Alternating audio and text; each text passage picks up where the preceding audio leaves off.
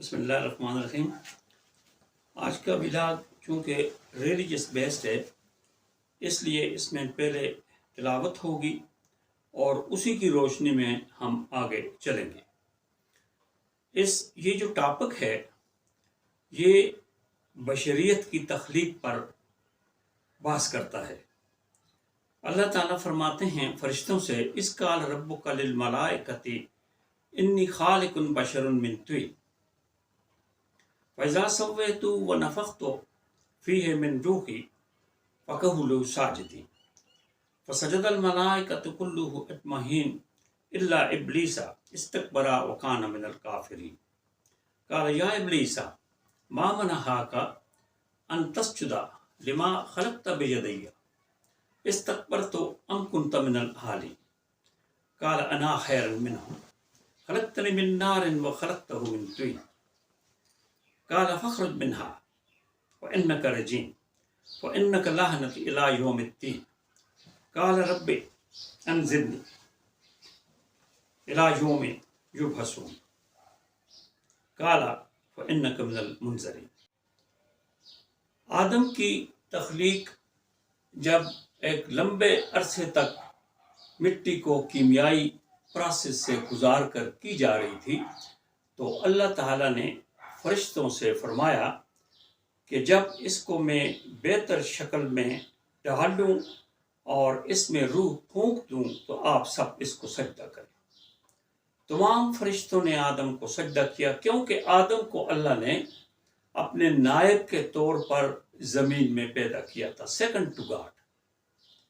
تمام فرشتوں نے سجدہ کیا، روح القدس جبرائیل نے بھی سجدہ کیا، جن کا مقام اللہ کے نزدیک فرشتوں میں بہت عظیم ہے۔ لیکن شیطان نے، جو دراصل جنات میں سے تھا لیکن علم اور زہد و تقوی کی بنا کر ملائک میں شامل کیا گیا، اس نے سجدہ کرنے سے انکار کر دیا۔ اللہ تعالیٰ نے فرمایا کہ اے ابلیس، تجھے کس چیز نے منع کیا کہ جس کو میں نے اپنے ہاتھوں سے بنایا اسے تو نے سجدہ کرنے سے انکار کر دیا؟ اس نے کہا کہ میں اس سے بہتر ہوں، انا خیر منہ، مجھے آگ سے پیدا کیا گیا ہے اور اسے مٹی سے پیدا کیا گیا ہے۔ تو اللہ تعالیٰ نے فرمایا کہ تو یہاں سے نکل جا، یعنی جنت سے نکل جا، تو رجیم ہو گیا، مردود ہو گیا۔ تو اس نے اللہ تعالیٰ سے ریکویسٹ کی کہ مجھے جس دن تک لوگ اٹھائے جائیں گے، جس دن، اس تک مجھے اجازت دے دے کہ میں لوگوں کو گمراہ کر سکوں، سوائے تیرے ان بندوں کے جو کہ خاص ہیں۔ تو اللہ نے اس کو اجازت دے دی۔ جناب، آدم کی تخلیق تھی اور آدم کو شیطان جو ابلیس تھا ان سے جیلس تھا، کیونکہ وہ زہد و تقوی میں اس سے بہتر اپنے آپ کو سمجھتا تھا اور آگ سے بنایا گیا تھا، اپنے آپ کو زیادہ پاک سمجھتا تھا۔ اس لیے اس کی پہلی سٹرگل اس نے اس طرح شروع کی کہ وہ آدم کو بہلا دے۔ چنانچہ اس نے آدم کو بہلا دیا، اور جہاں سے اللہ نے منع کیا تھا کہ اس پھل کو نہیں کھانا ہے، ان کو مجبور کر دیا کہ اس پھل کو وہ کھا لیں۔ اس طرح آدم کو جنت سے نکال دیا گیا۔ پوئٹ ملٹن کہتا ہے، یہ 1764 راؤنڈ اباؤٹ کی بات ہے، کہ Adam left paradise and chose suffering. اس کے بعد نسل آدم کی سفرنگ شروع ہوگی۔ پلینٹ ارتھ پر نسل آدم کو چھوڑ دیا گیا اور انہیں کہا گیا کہ ایک محدود عرصے تک آپ یہاں پر رہیں گے، اس کے بعد آپ کی نسل تو پھیلے گی لیکن آپ نہیں رہیں گے، پھر میرے پاس آ جائیں گے۔ اس طرح ایک جھگڑا پیدا ہوا، یعنی بدی کا، ایول کا، اور ایول کو کاؤنٹر کرنے کا تقوی کا۔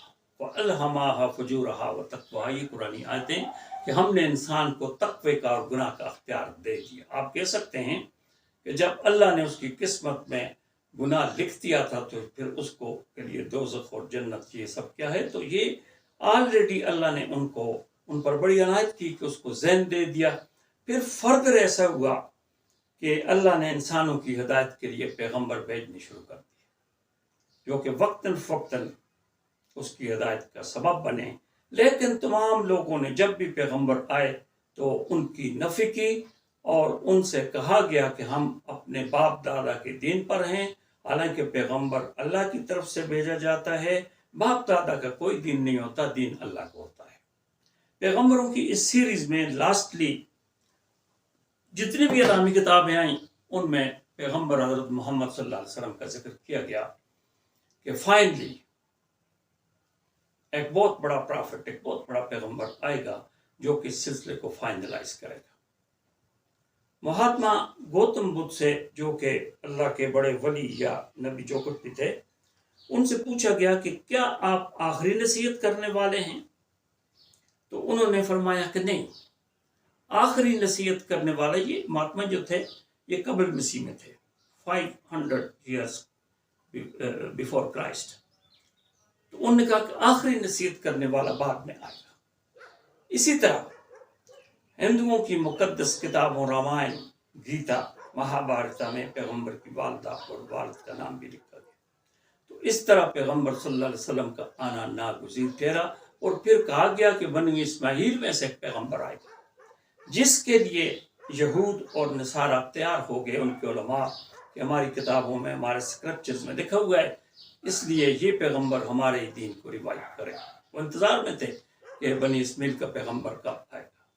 لیکن انٹرسٹنگ بات یہ ہے کہ جب بنی اسماعیل کا پیغمبر آیا تو سب سے پہلے انہی لوگوں نے ان کی مخالفت کرنی شروع کر دی۔ پیغمبر صلی اللہ علیہ وسلم کو ہم شارٹ کرتے ہیں کیونکہ یہ بہت لمبا چیپٹر ہے۔ خاندان ساری دنیا میں عرب کو چنا گیا اس کے لیے، اور عرب میں قریش میں سے بنو ہاشم اور پھر خاندان عبد المطلب، خاندان عبد المطلب میں آپ کی پیدائش ہوئی۔ چھوٹی جو اکثر ریپیٹ کی باتیں ان کو ہم چھوڑ کر آگے چلتے ہیں کہ پیغمبر صلی اللہ علیہ وسلم نے لوگوں کو دین حق کی طرف بلایا۔ وحی کے بعد اقرا بسم ربک الذی خلق، وہاں پر جاتے تھے غار حرا میں اور سوچ اور فکر کرتے تھے، ہر بڑے آدمی کی طرح وہ بھی سوچ اور فکر کرتے تھے۔ He used to think about universe, about God, about human being, about what will happen to human being۔ یہ ساری باتیں ہر بڑا آدمی سوچتا ہے، وہ بھی سوچتے تھے کہ ان کو وہیں پر جبریل امین وحی لائے، اقرا بسم ربک الذی خلق، یعنی اللہ کے نام سے پڑھی جس نے انسان کو پیدا کیا اور جس نے انسان کو قلم کے ذریعے سکھایا۔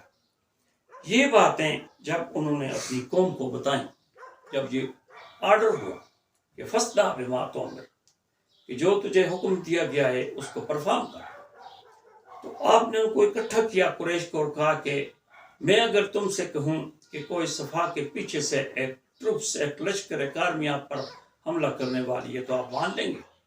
انہوں نے کہا کہ اس لیے مان لیں گے تم نے کبھی جھوٹ نہیں بولا۔ تو پھر انہوں نے کہا کہ میں اللہ کا پیغمبر ہوں اور تم میری بات مانو، میں اللہ کی دعوت لے کر آئے ہوں۔ اس پر وہ سب ناراض ہوئے، واپس چلے گئے۔ سیکنڈلی خاندان عبد المطلب کو انہوں نے ابو طالب کے گھر میں دعوت دی، جس میں خاندان عبد المطلب کے بڑے یعنی حمزہ، عباس، ابو لہب، زبیر، جتنے ان کے چچا تھے اور دوسرے لوگ تھے تو وہ اس میں حاضر ہوئے۔ پیغمبر نے اس دعوت کے آخر میں پوچھا کہ who will assist me in spreading the message of Allah؟ کون میری مدد کرے گا؟ ایک خاموشی طاری ہو گئی۔ اس وقت ایک بچہ جس کی عمر 12 سال تھی وہ اٹھا اور اس نے کہا کہ گو کہ مجھے آشوب چشم ہے، آنکھوں کی بیماری تھی، گو کہ میری ٹانگیں پتلی ہیں اور میری عمر کم ہے، لیکن میں آپ کا ساتھ دوں گا۔ یہ بچہ علی بن ابو طالب تھا۔ مجمع کے لوگوں نے، معززین نے ایک دوسرے کی طرف دیکھا اور ہنس پڑے کہ ایک بچہ اور ایک مڈ ایج آدمی، ایک علی بن ابو طالب اور ایک محمد بن عبداللہ بن عبد المطلب، دنیا کی تقدیر بدلنے پر تلے ہوئے ہیں۔ اور مورخین لکھتے ہیں، اسپیشلی شبلی نعمانی مورخ، کہ وقت نے ثابت کیا کہ دنیا کی تقدیر ان لوگوں نے، ان دو آدمیوں نے دوسرے صحابہ کے ساتھ مل کر، دوسرے معززین کے ساتھ مل کر، within no time, within a short span of 13 years, within a short span of, you can say, 16, 70 years, they changed the world.